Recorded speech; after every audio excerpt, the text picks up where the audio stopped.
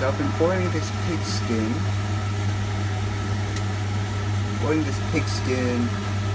For around 2 hours now, and it should get very, very soft like this.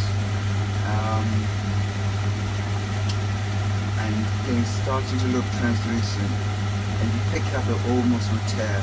The water is just a solution of mainly soap, some bay leaves, and a couple of spices. But actually, we're going to rub some salt into the skin again after this process. Yeah, so around 2 hours of boiling, simmering away until it gets very soft and translucent. Okay, now we've taken the pig skin out of the boiling water. Just lay it down flat, try to dry it off a bit, and then liberally put in some salt. And I'm also going to add in some pepper as well, and rub it into the skin before we put it on a low heat on the drying rack for anything from 8 to 12 hours. So here we go. Okay, so now, if you can see, I've just put it on the top there. Let it drip away on around 90 degrees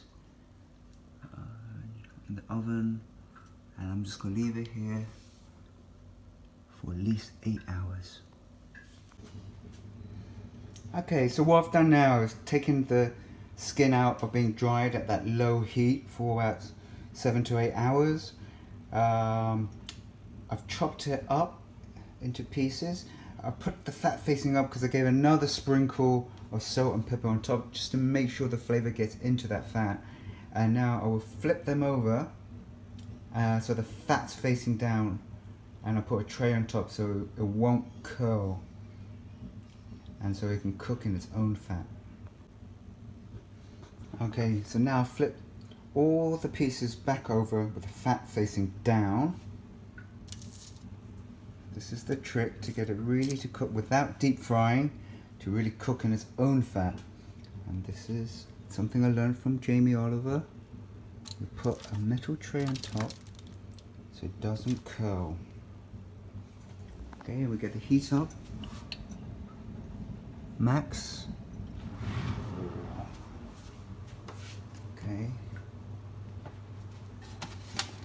Put this in, and it's around 10 minutes, but you know, you kind of have to watch it yourself and see the edges of it on the side. You can see a few bits sticking out, and when they start really crackling, it's time to take the tray away and then let it curl up and crack.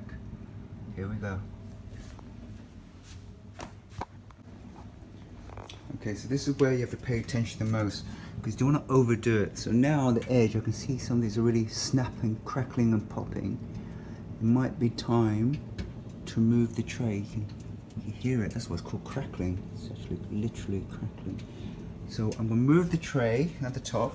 I also don't want the things to get burnt, so I'm actually going to also move this down a section so it's not too near the source of the heat. Take away this tray, and then just let the oven do its own thing. Oh, there we go, crackling away.